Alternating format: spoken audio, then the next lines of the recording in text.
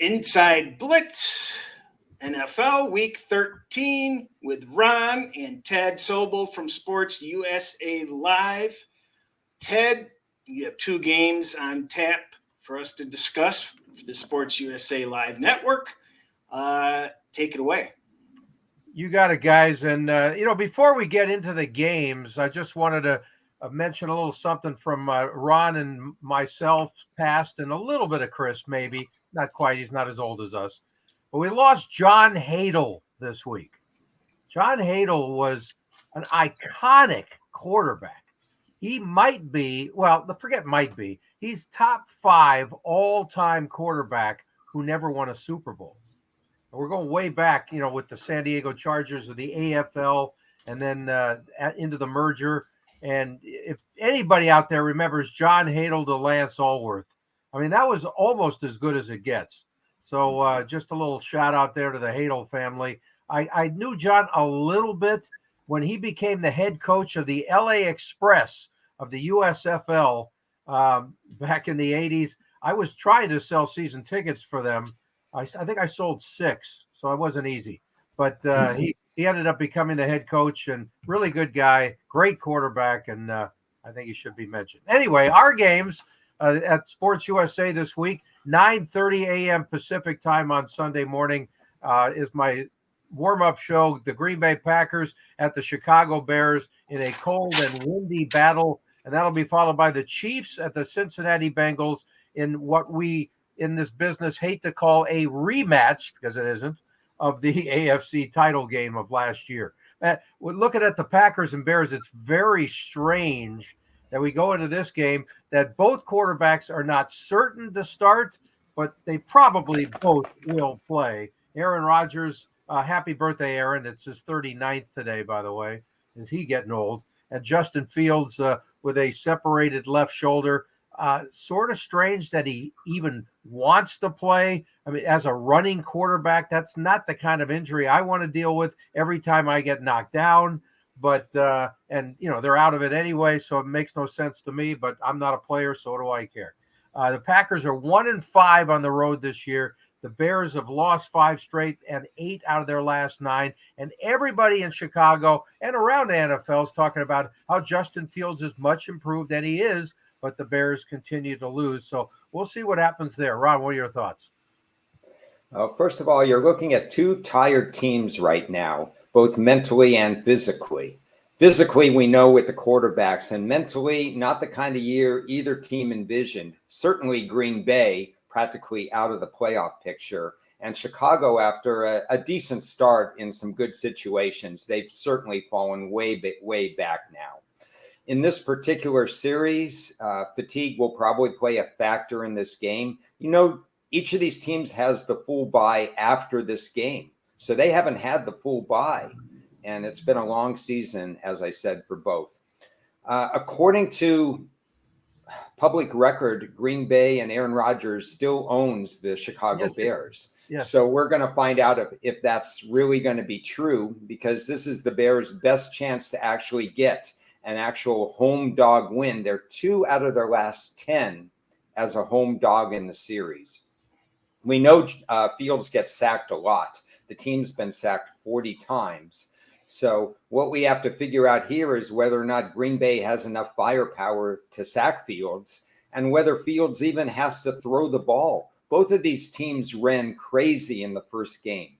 Green Bay ran for 203 yards against the Bears in game 1 when they played the first game that they played. And Green Bay would like nothing better than to have Aaron Rodgers and his sore thumb and everything else that's sore not have to throw the ball very much. And the same goes for Fields. We know that they can run. They run well over 5 yards a carry. We know Green Bay can't stop the run, and we know Green Bay has had issues with running quarterbacks. This is going to be a pretty run-centric game.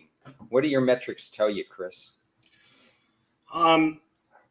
It just feels like this game should be a hot potato. Who's going to, intentionally lose but look like they're trying to win at this point?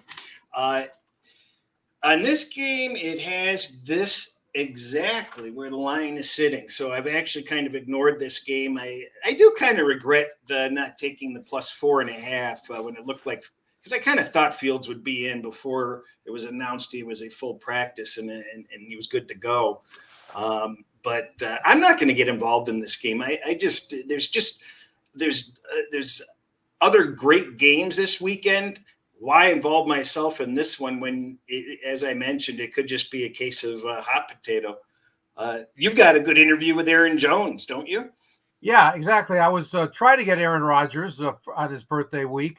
Unfortunately, we had some email issues with the Packers, and they didn't get my request until it was almost too late. And fortunately, they gave me the next best guy, which was very nice. And I love talking to Aaron Jones. He's a really good guy.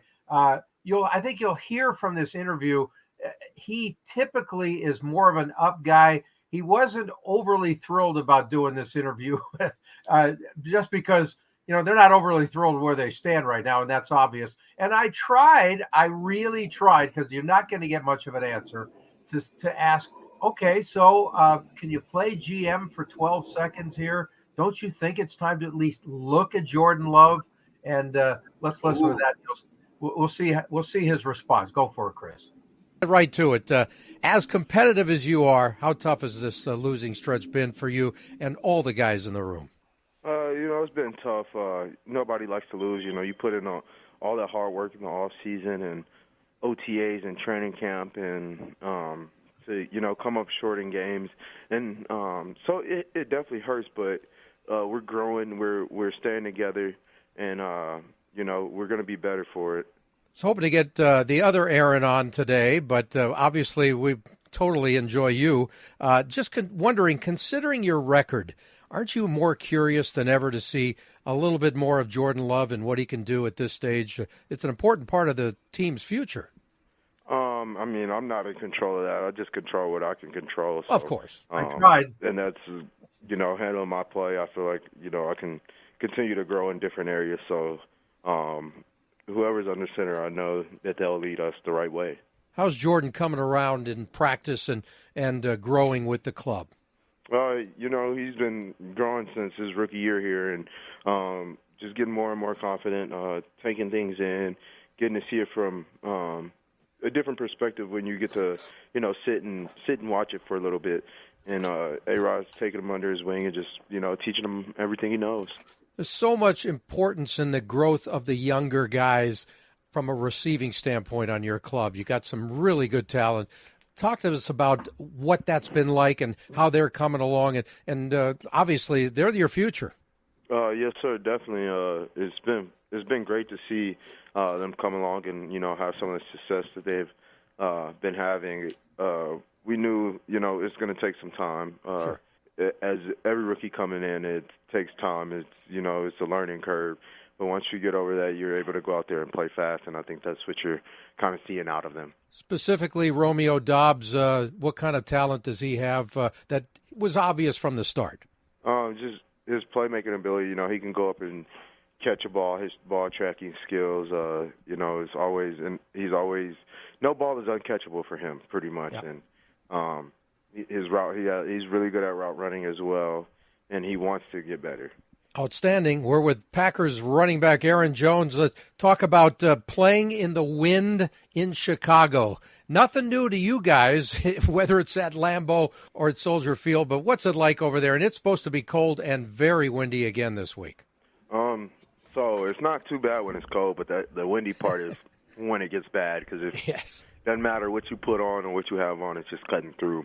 So, that's a little tough, but we feel like we're kind of accustomed to the weather just being up here in Green Bay. It was cold today while we were out there. I think it said it felt like 12, so we were outside practicing in that, and just kind of try to prepare for the elements, but knowing, hey, you can't make any excuses. You can't control the weather, so just got to go out there and play. Yeah, just from an outsider standpoint, it would seem that that's a runner's type of game. Just give us the ball, we'll run. Doesn't matter how much wind, right? 100%.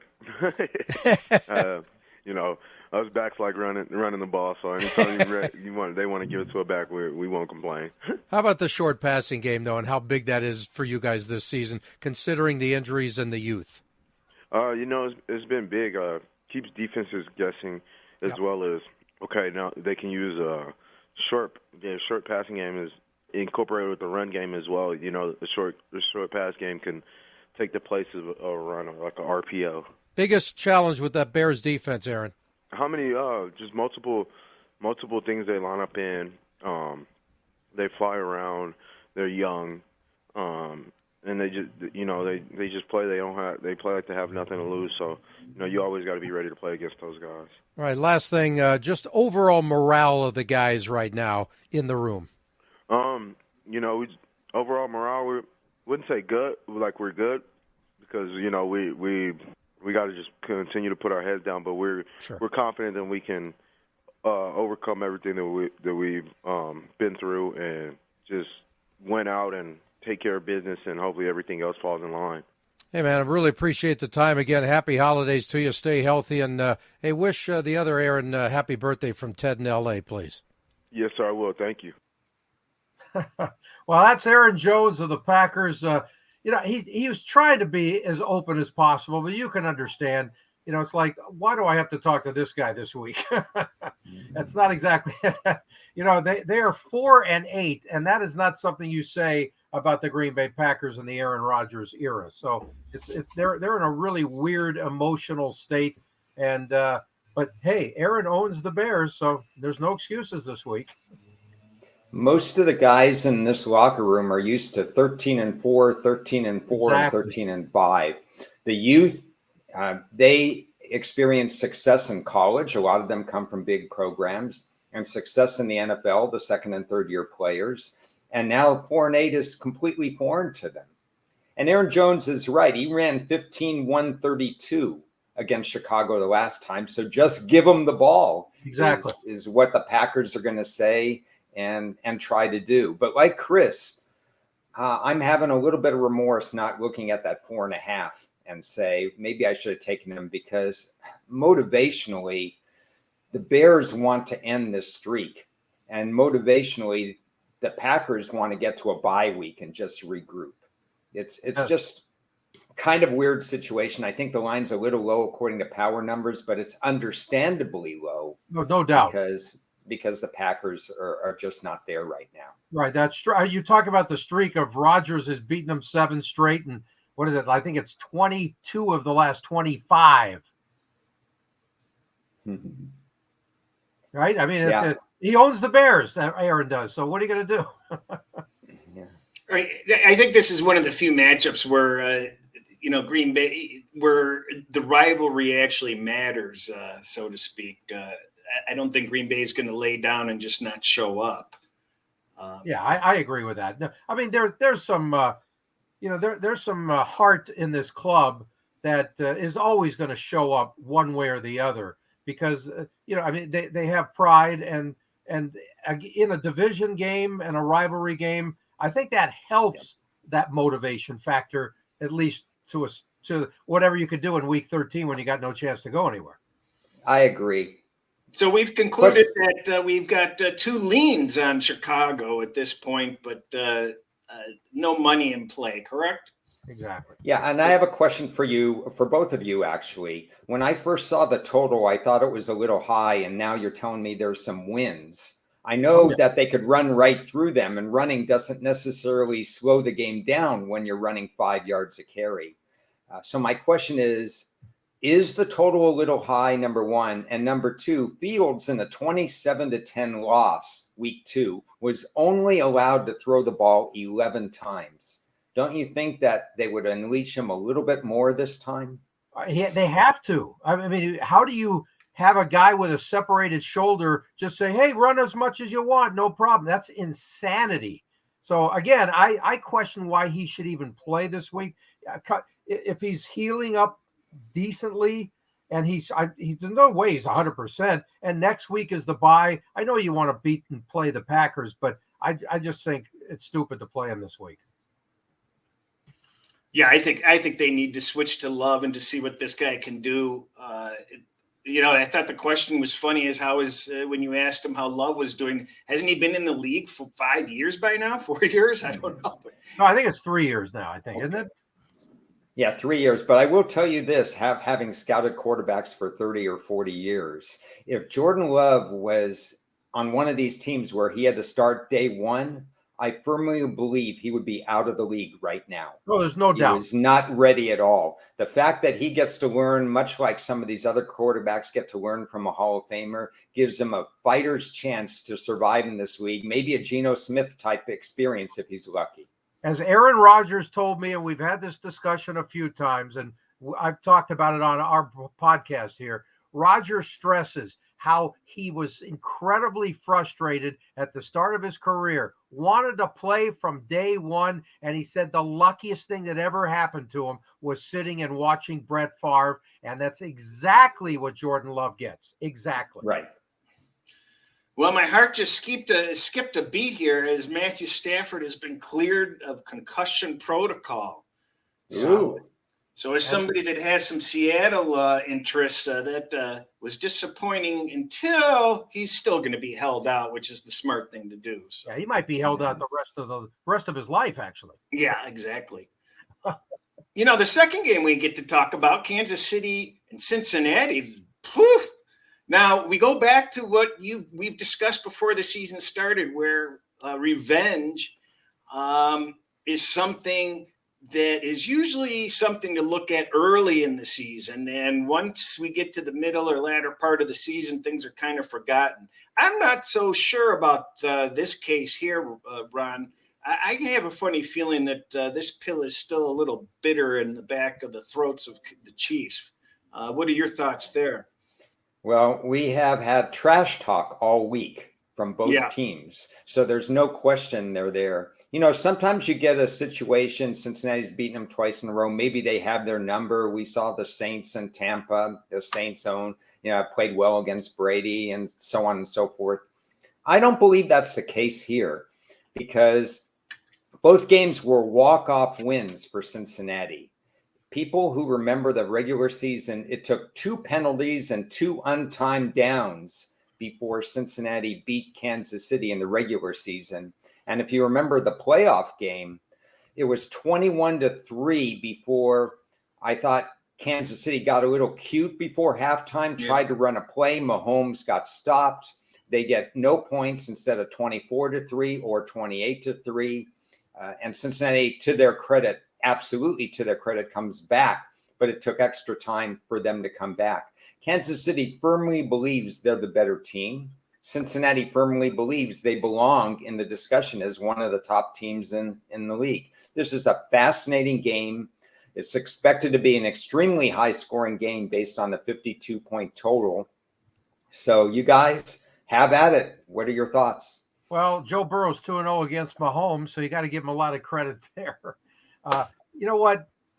I don't see a lot of revenge being a factor at this stage of the year. I know where you're coming from, Chris, and I could I totally understand it, but I just think it's way too late in the season, meaning having a different meaning in this game for both teams than just if it was week 2 or 3 or whatever, and it's a lot more fresher in their minds. Look, bottom line is Cincinnati needs this win real badly, okay? And they're at home. If they can win this game, their credibility factor goes way up again. If they lose it, it's like, okay, well, is this team actually going to make the playoffs?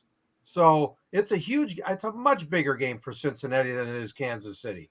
And so I don't think that's a factor from a revenge standpoint. And I think one of the other things is that, the Bengals are also trying to show that they have some kind of home field advantage.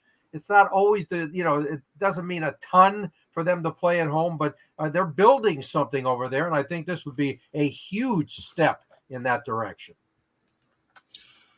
Well, I'm looking at the trailing 5 weeks on these two teams, and it's nearly identical. I'm looking at the overall season stats, and Cincinnati trails by a handful of spots. I've got Kansas City number 2 overall on the season in offense. Cincinnati actually is kind of middle of the road on offense, but obviously they're picking up steam recently. Right. The Cincinnati defense is rating higher by a handful of spots than Kansas City's. I just think that I'm going to favor Kansas City in this matchup, and I also don't know how either team is going to really stop either team. Kansas City has not faced an offense like this in a while. I think that the Cincinnati is getting to be more of a fine-oiled machine on offense and is going to get away with some stuff. And And get is Jamar going to be Chase back too. Yeah. And so when they do, they haven't officially announced that he's in yet, correct? Right. No, but he's probably going to play. That's the way it looks.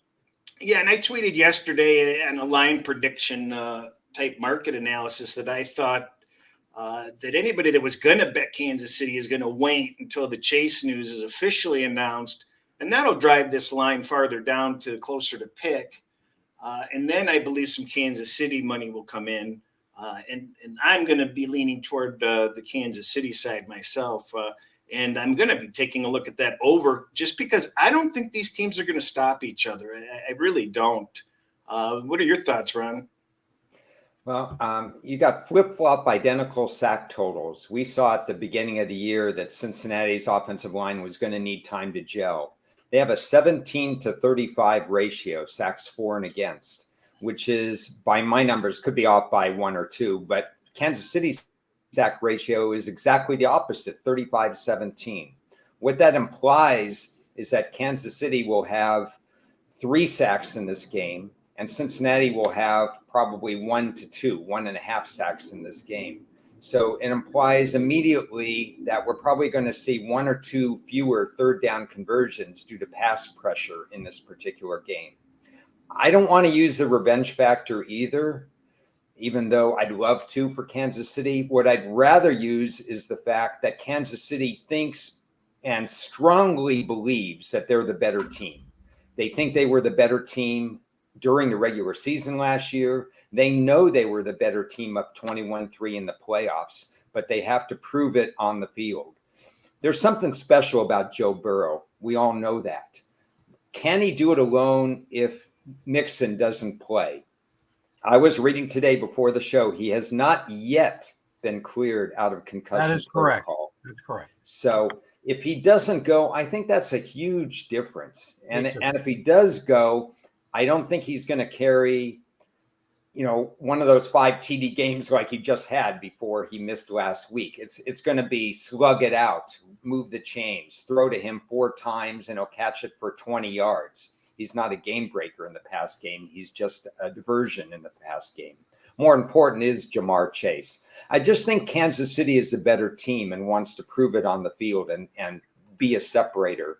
So like Chris, I'm pretty sure I'm going to find some innovative ways to put Kansas City in my portfolio this week. Yeah.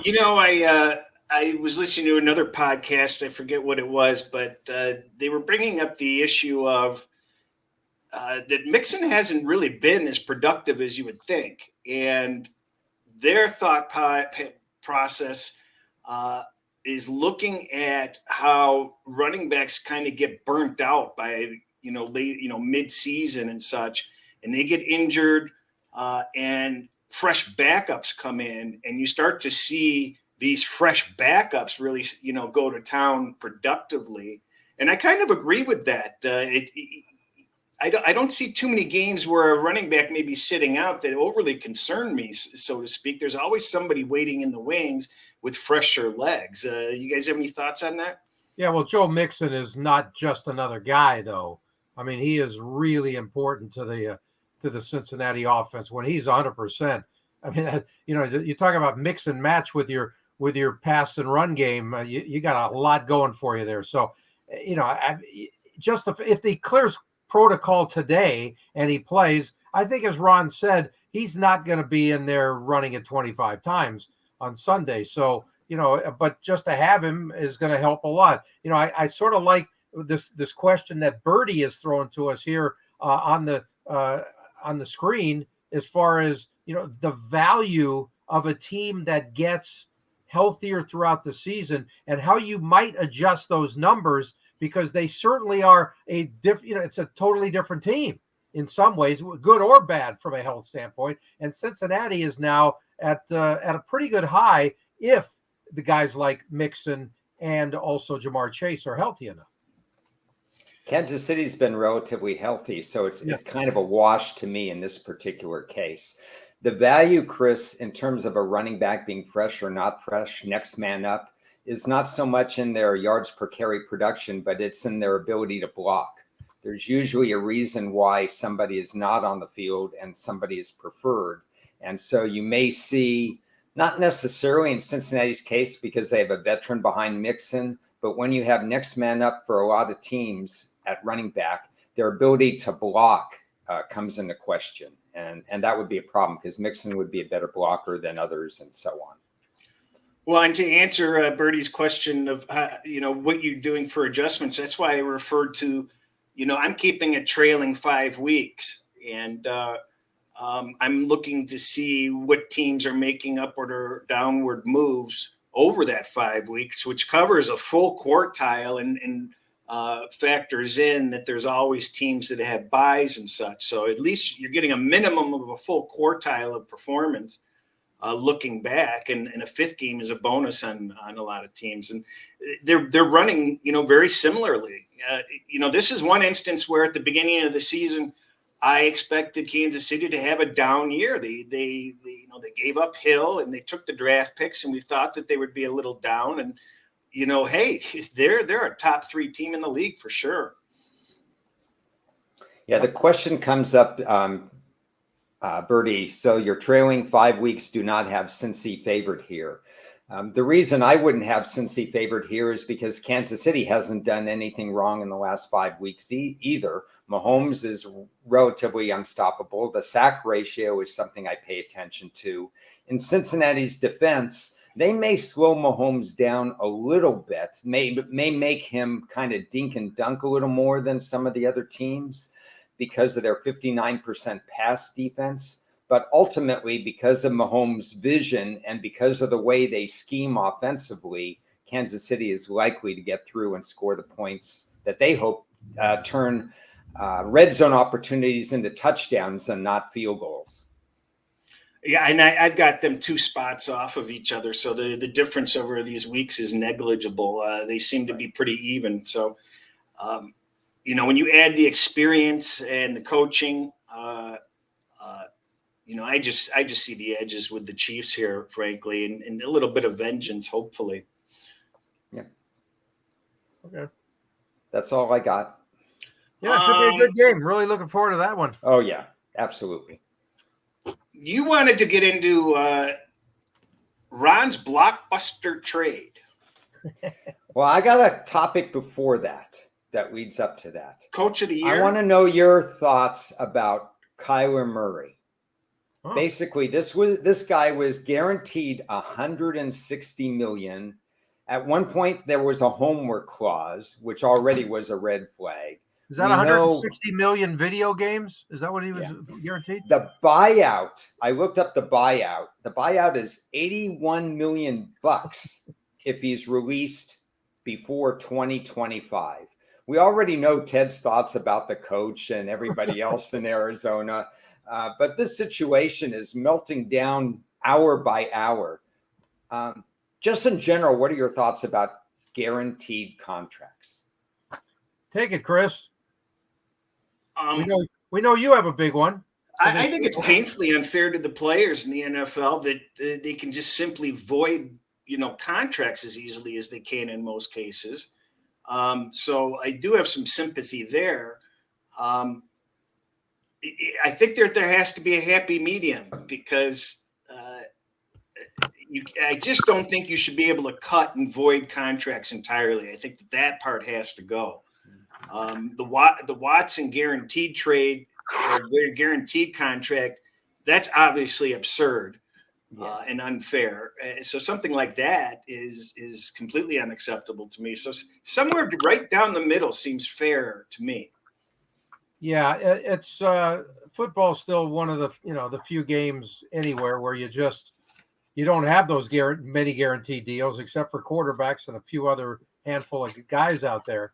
So I always lean towards the player here. I mean, look, it's football. Your career could end on every single play.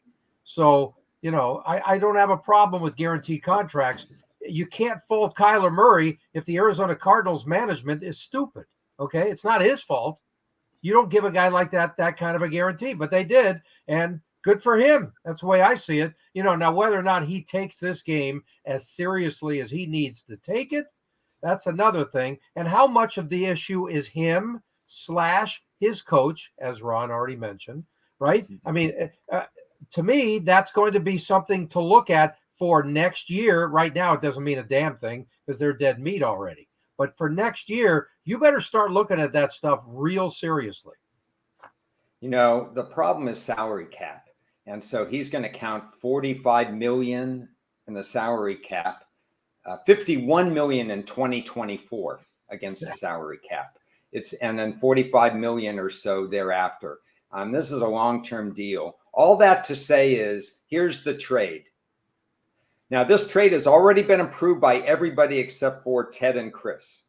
So it just needs your rubber stamp right now. Okay. Lamar Jackson is a special player in this league.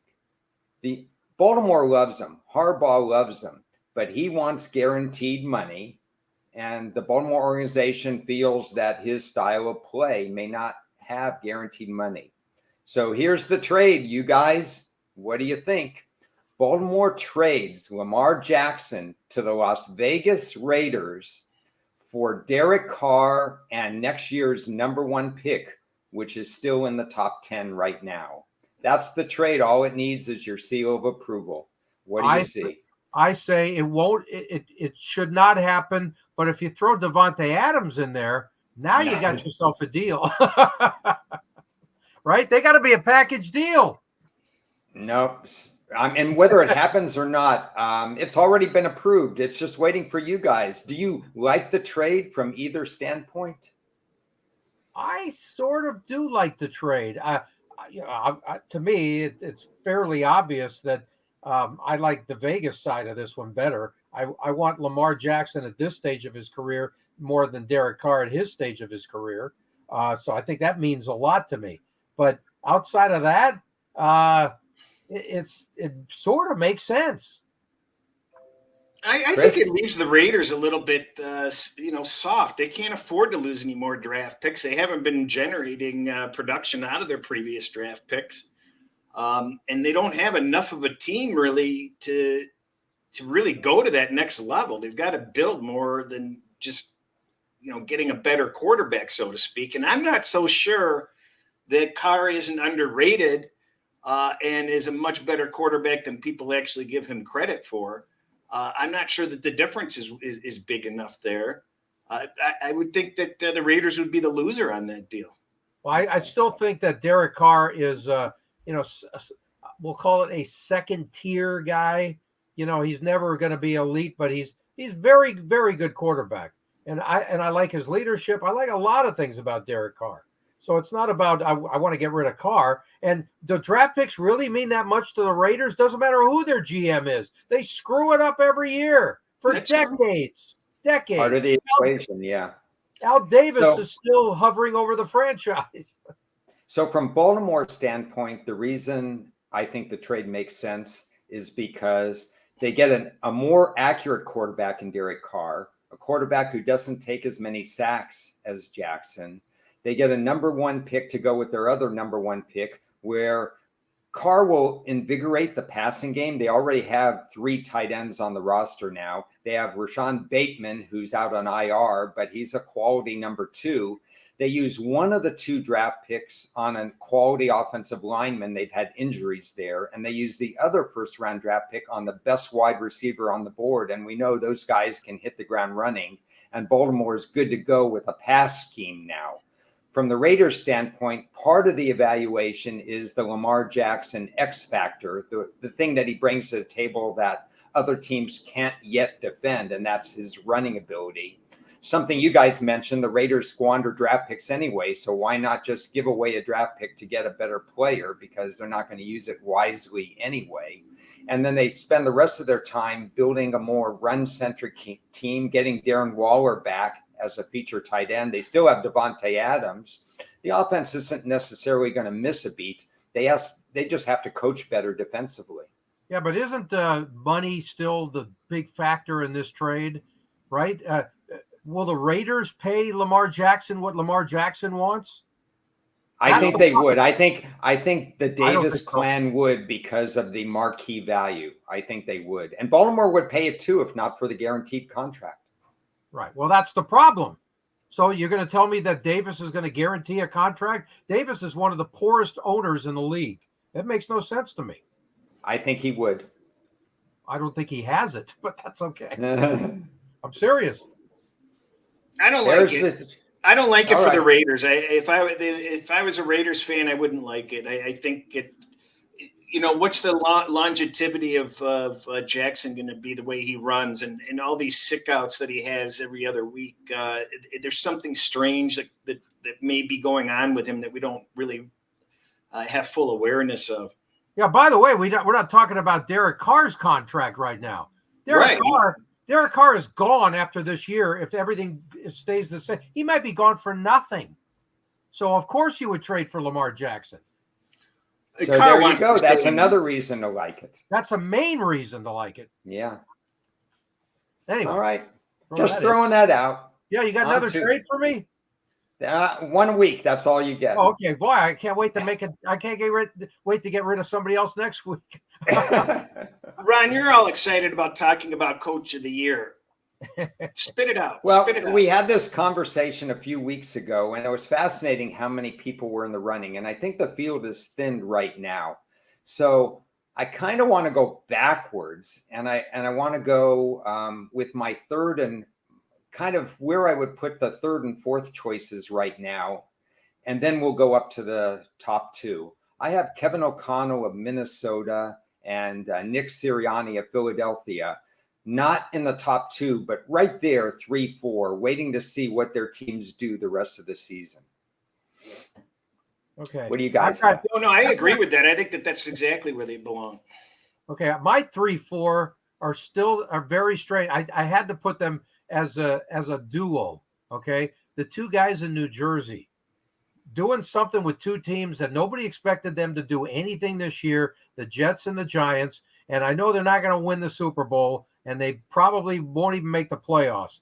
But they're both doing sensational. Saleh and Daboll have been fantastic, in my opinion, for what they're doing. I throw Sirianni number 2. My number 1 guy is Mike McDaniel right now in Miami. What do you got, Chris? I put Miami as the best turnaround and most impressive at this point. But Miami runs into the tough part of their schedule going forward. So, they could be backed out of the playoffs and an also ran if things don't go their way. I think the Jets turnaround is actually the most impressive at this point to me also. And I think that the Jets may end up being the most impressive turnaround ahead of Miami when all is said and done. You can't ignore Ron Rivera in Washington if they keep winning. Exactly. If they somehow, get a decent, they can't win the division, but he's done a hell of a job, hell of a turnaround. No doubt. Just as a dark horse, obviously Minnesota and is in the mix there. But when the Jets beat him this week and, they kind of come back down to earth and they flame out first round of the playoffs. And it's not, the playoffs don't count toward the Coach of the Year, but I just think that they're going to be perceived as an overachiever sort of thing. And but Tennessee, do I hear a lock of the week in there? Is there a lock of the week? No lock of the week. No such thing as locks. Yeah, I downgraded the Giant coach just not because he's not a great coach, just because there's just not a lot of talent. Chris and I have talked about how they're in the 20s, mid-20s in power ratings in terms of value. He's doing everything he can, but when push comes to shove, if they lose this week, they're out of the playoff picture. Right. So right, it's going to be hard for him to stay. But you said the key line, Ron. You said there's not a lot of talent, and yet they're 7-4, and that's why I think he belongs. I'm saying he's in the discussion. He's not going to win. He's certainly in the discussion, and so is Pete Carroll still. But absolutely. Seattle may fade just a little bit as well. But like you guys, I have Robert Saleh as very close to Mike McDaniel of Miami. Watching those two really closely, they've separated themselves a little bit. The Jets, if they make the playoffs, that's an amazing accomplishment for a team in a division that was supposed to go absolutely nowhere. And then the whole culture change in Miami has been amazing to watch. Like Chris said, the fact that they may be the slight leader in a clubhouse right now, if you're betting coach of the year right now, you have to remember what Chris said, and that's the schedule does toughen up. And so he may lose his footing if they end up something like 10-7, make the playoffs, but they get passed by a Kevin O'Connell and Minnesota, who runs away with their own division. Right. But still a fantastic culture change in Miami. Culture is the key word there. And I'm saying the same thing about the Giants and the Jets. Let's remember, the Jets are probably going to go with a backup quarterback the rest of the year, a journeyman guy who doesn't have a great arm, but he's actually, pretty accurate, and he doesn't screw things up in Mike White. So that's not a bad thing, right? But Danny Dimes, or we like to call him in our studio, Danny Pesos, because he's not quite worth the dimes. He is. He's not their future. I can't believe that he's their future. But yet, so they don't have a lot of guys. You got a running back that Saquon is their guy, and he's not doing anything. Yet they still are very, very respectable. Just for the record, since Bertie made the comment there, the Falcons are obviously my favorite team in the NFL. So that goes without saying. Whatever. Games of the week. What's the game of the week for you guys? Well, it's got to be Jacksonville, Detroit, just because you're with us. Exactly. It doesn't get any better than that. You want the truth, or even the Seahawks Rams? I mean, come on. How much better than that does it get? Look, I think we got the game of the week as far as our Sports USA game, because Kansas City Cincy is definitely there. Tennessee Philadelphia is a fascinating game, just to watch to see who's going to do what they do best and get it to produce a W for them in this game. Look, Philadelphia is home. They should be the favorites. They are the favorites. And I think they're probably going to win. Derrick Henry has not been great the last few weeks. He's been average. And if they can't get his game going, we might start seeing a downward spiral for Chris's Tennessee Titans. But we'll see. Well, I think what they need to do is they need to stop going to the run as often as they have been. And there has been a slight uptick with the passing. And it's success for Tennessee, and they need to do that even more this coming week, because that's what they're going to find is successful for them. Because this run Henry into the ground thing is not working. It's basically I forget what the metrics people are using, but it's negative EV compared to what they can do on on short passing. Yeah.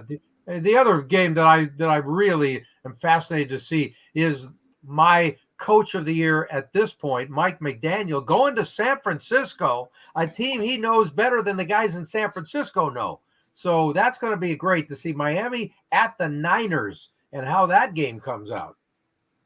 Yeah, no question. Kansas City, Cincinnati, and Miami, San Francisco are the two games that stand out. Nice to have an afternoon slate, West Coast time, that's actually meaningful, because we had some pretty blah games the last 2-3 weeks in terms of that. And unfortunately, they're going head to head.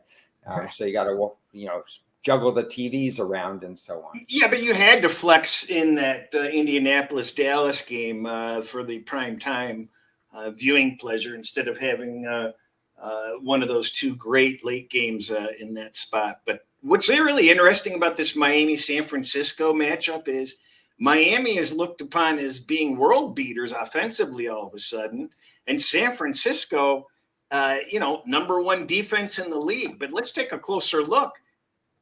Miami has faced 4 of the worst defenses over the last 4 weeks that is padding those offensive stats. Yeah, and when you look at the other side of the ball, San Francisco has also faced some of the worst offenses in the league. No doubt. So the combination of this meeting is going to be very interesting. And, many say that the brains of the operation went to Miami, and the pupil may have, some tricks up his sleeve. I'm not so sure about that. I'm kind of surprised to see this line at 4. I think it's going to become a public dog by game day possibly, but I'm not going to bet my bottom dollar on that. Yeah. How about San Francisco's D in the last 4 games? No points allowed in the second half of every single game. I mean, that's phenomenal. No matter who you're playing, but obviously it's not the cream of the crop there. And they've outscored their opponents 104-40 in the last 4 games. Now, yeah, but again, they're facing nobody. I know, but they're taking care of business. Remember, they were under 500 there for a bit, so now they're starting to pick it up again. This will be a chess match. I mean, the teams, the coaches, the players, the 2 running backs coming over from San Francisco to Miami. It's just going to be a fascinating game to see, and I'm really not sure the result. I have some situations that do favor San Francisco in the game, but I'm a little hesitant to use them just based on the fact A, the line is over a field goal, and B, I respect Tua and I respect the creativity of what Mike McDaniel is doing. Yeah. By the way, San Francisco 1-2 non-conference, so we'll see how that goes this week. I going back to the Detroit Jacksonville game, it's the early game. I think it's the best early game on the slate. Well, the Jets Vikings going to be interesting too. Chris, you shouldn't drink so early in the morning. You know what? But that's the meeting of teams going, really trying to take that next level step. Now, the Vikings Jets game is awfully interesting. Yeah, also. yeah. As a Lions fan, I think that the Lions have their hands full this week. Overall, the season metrics favor Jacksonville, and over the recent weeks, though, Detroit's trending better than Jacksonville. So Trevor Lawrence has some more confidence, which is finally nice to see, and I just can't quit them. But Minnesota, the Jets seems fairly easy, quite frankly. By the way, Minnie can clinch a playoff spot clinch the North this week. Yeah. If a couple of things go their way, that's not bad for week 13. Look. Yeah, if the Jets don't show up, they're going to win. Yeah, look. We don't give a lot of love to Minnesota because the way they've done it this year. If you're a Vikings fan, you despise all of us all year long because nobody's giving them credit. Everybody's down in the division but them. So they're taking advantage of that, which is good. It's the way it should be. But you know what? They still need to show that they're one of the elite clubs. And for some reason, when you're squeaking them out, as they tend to do, or the one time they had the chance, they got blown out, that's not a good sign. Well, Minnesota is 50 yards per game behind their opponents and somehow 8-2. They're benefited by a +7 turnover ratio. And not to mention the absurd officiating decisions in a handful of cases. I think the luck stops this week. I think the Jets are a better team. I think they should be favored. 3's a gift. The Minnesota defense is atrocious. And I think the Jets are going to be able to move the ball. And I think Minnesota is going to have a harder time than you think on this now healthy Jets defense, I believe. I believe they're fully intact, aren't they? I think. I haven't heard any serious news on injuries. Yeah, exactly. There is one game that I guess we saved, not the best for last, but the strangest for last. Deshaun Watson going back to Houston, finally playing. He hasn't played in several hundred years. He's going to be the rustiest quarterback who ever played this game as a starter. I don't even know what to think of this game. I absolutely do not care about this game whatsoever. Mhm. And have you heard? Someone told me yesterday, and I wasn't reading up on it. Thank God, because I'm trying to have a life. The fact that 10 of the women that have accused Deshaun Watson in Houston are going to the game, and I don't know what are they going to do, a protest? I don't know what they're going to do. Maybe you hold up Well, once the football starts and these suspensions are over, the general public, the football fans, even the organizations tend to say, let's stick to football and let's forget about the circumstances. And I think these women are trying to make a statement saying that let's not forget about this. We're still here. We were still wronged. And, going back to Houston is one thing where he played his games. There's just a whole bunch of variables that are coming up in this.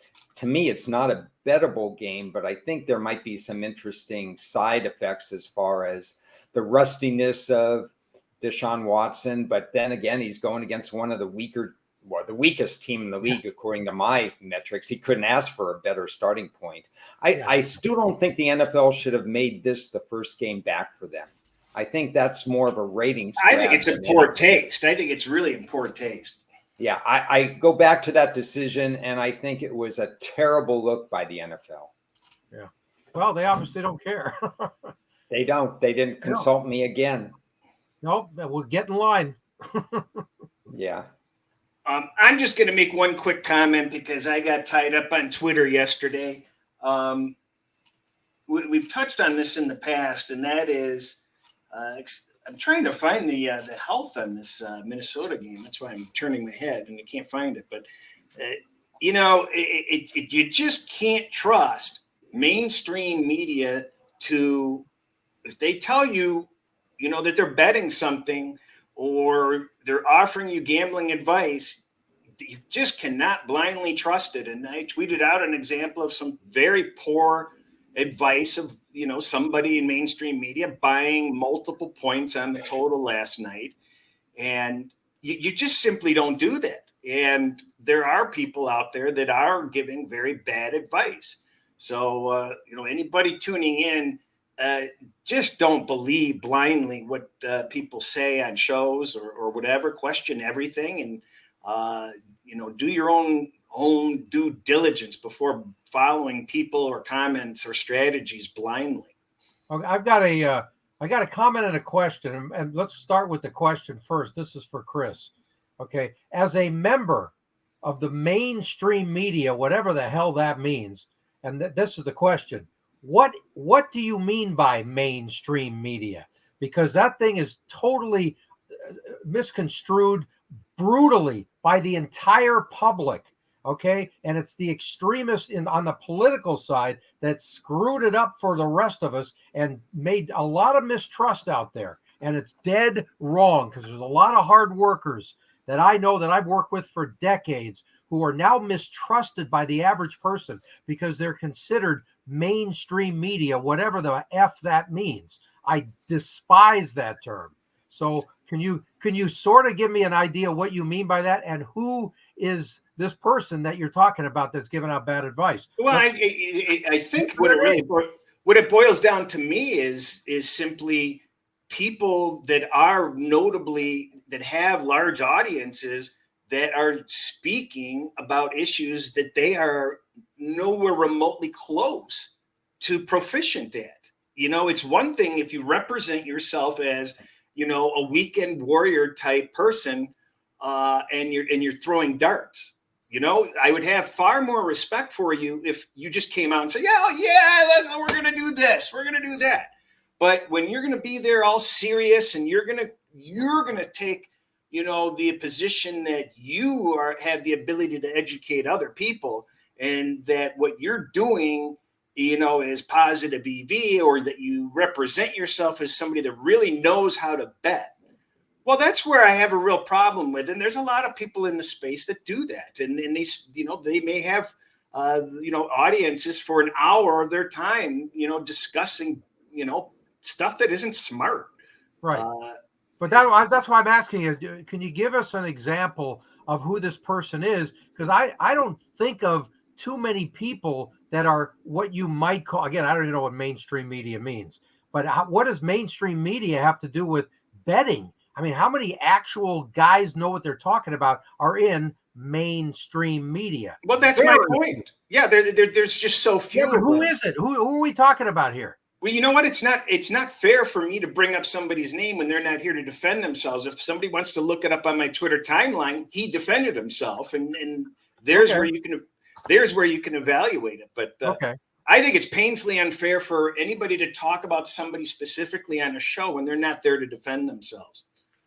Okay, so I want to weigh in a little bit about this information following blindly. First of all, anybody who buys points on a total, you should be taking a step back to begin with. And if I remember correctly, we were talking about buying 1.5 points on a total. It was some ridiculous number buying 1.5 points on the total. You've just taken a professional science where in order to be break even in this business at -110, you have to hit 52.38% of your bets. If you're buying 1.5 points, you have now told us that you're confident that you can do better than break even at close to 55%. I think it's 58%, isn't it? Even more? Well, it depends on what the juice is, yeah. But if the juice goes to 140. 145 was what the gentleman laid, and I believe somebody said that was 58% break even. Yeah, 145 would be higher, would definitely be higher, because 150 would be 200, right? So you're talking about somebody who's not telling you that he's going to break even at 57, 58%, but he's so confident that he can win this bet that he must be a 60% better or more to have an edge in this game. If anybody does that, whether they're mainstream media, whether they're a professional, quote unquote, handicapper, or whether they're Bill Polian's postman or whatever that was with, way back when, if anybody tells me they're buying 1.5 points, I'm running the other way. The last point that I want to make on this that I didn't make is there is math involved in this. Okay. There are land probabilities, which I also tweeted out, which list the land probabilities for all of these totals and all of these point spreads. And you can figure out what each half point is worth by those numbers. So you're trying to say that math doesn't matter if you're doing stuff like this. You can't do it by feel. You can't fight math. With that in mind, we're running low on time. Let's touch base on NCAA. We haven't even talked about NCAA. Is there anything you like this weekend? Anything I like? You really want to know these hidden gems and stuff like that? I have Utah as the better team against USC. We'll see how that plays out. USC has won the turnover battle in 11 of their 12 games and broke even in the other game. It's virtually impossible to do what they do. If they win the turnover battle again, I'll be wrong on that game. But I just don't see it personally. I didn't see a huge advantage on Kansas State TCU. I see the market is moving Kansas State's way. Is that market move looking right to you, and why? I believe the price is right where it has moved to 1.5. That's the proper price.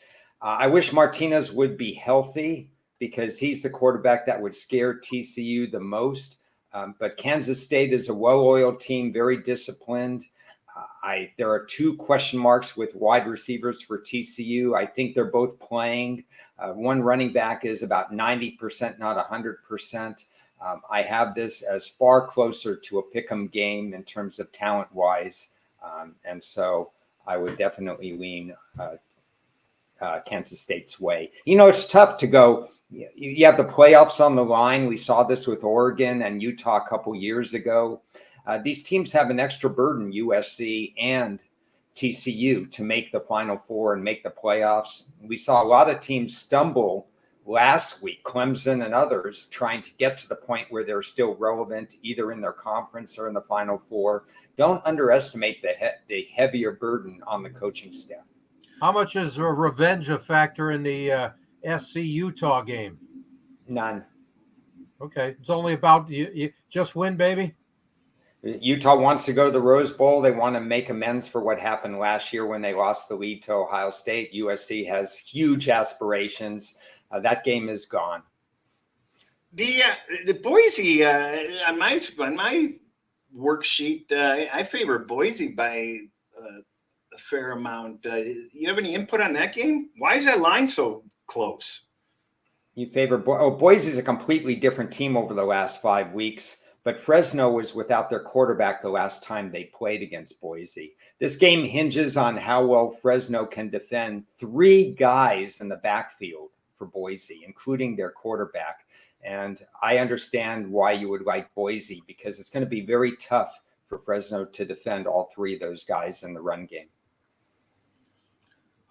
Anything on Central Florida, Tulane? For who? Central Florida. UCF for Tulane. Now that Tulane's coach is firmly entrenched and staying with the program, I personally don't have anything in this one. So you were leaning Central Florida. I was leaning Central Florida, yes. Okay. What about Clemson, North Carolina? It seems like that 7 in the hook seems pretty fair. I leave it to you to enjoy that game completely. I'm not watching that game because I don't know why. Clemson's boring to me.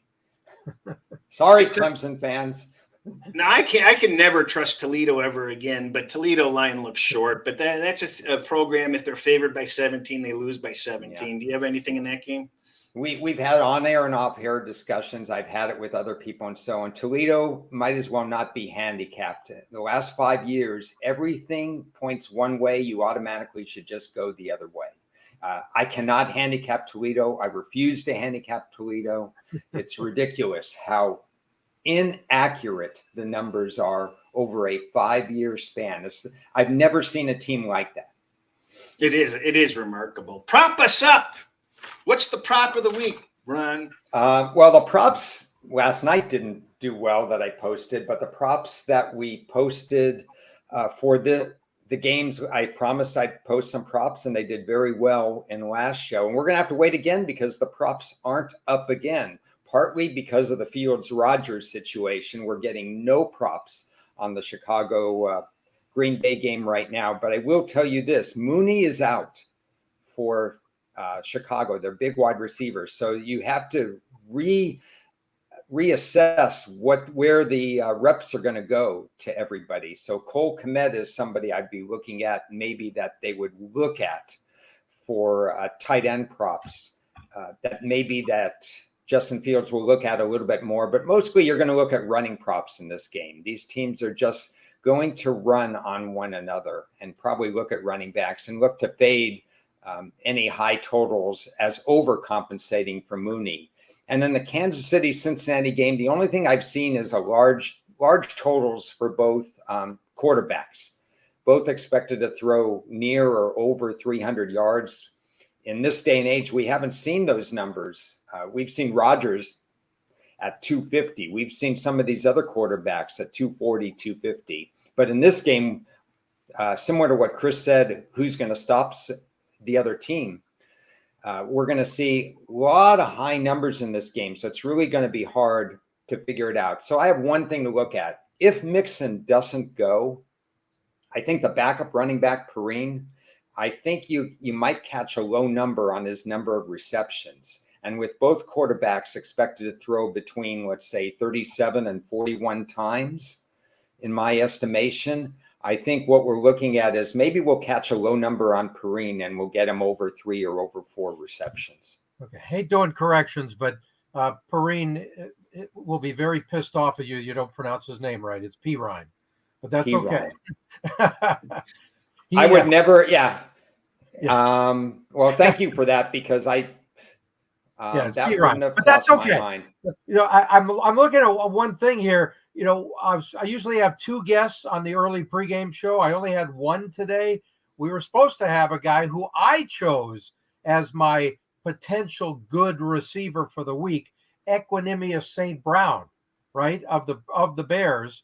And unfortunately, he never called in, and I'm still waiting for him to call. But separate from that, I thought that he might be a factor with Mooney out, and I really wanted to talk to him about that. And now here's his opportunity to play against his old team. He was with the Packers the last few years. So anyway, I just thought I'd throw that in. Oh, that's a good note. I forgot that he came from the Packers. Yeah, he was waived by the Packers at the end of last season.